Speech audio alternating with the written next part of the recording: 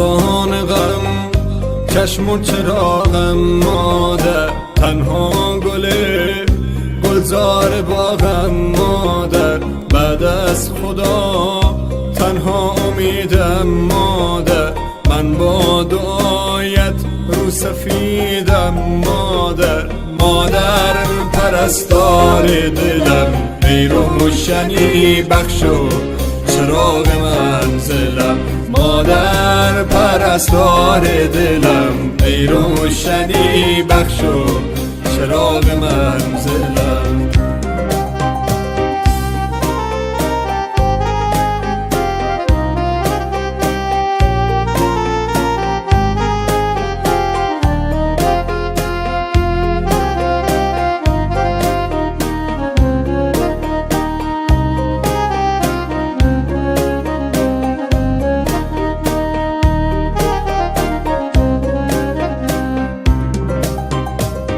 قلب منی این آرزوی آخر است، گویم بهش در زیر پای مادر است. ای وای من قدر تو رو نشناختم، من را ببخش تنها به خود پرداختم. مادر پرستار دلم، ای روشنی بخش و چراغ منزلم.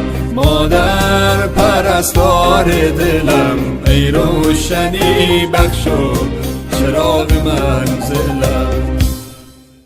تو با بدیم ساختی و سوختی، تنها چراغ خانه را افروختی. هر جمعه ها چشمت به خواب جاده ها، شاید بیاید اما یوجی به جاده ها.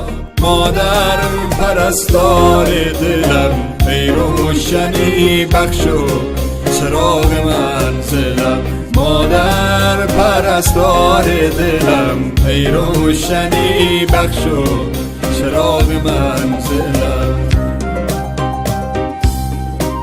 کسی که تا همیشه پای من سوخت، چراغ خانه سرد من افروخت. شبی که سر به بالین تبم من، شبی که سر به بالین تبم من، زمین و آسمان یک جا به هم دوخت. زمین و آسمان. مادر تویی دارون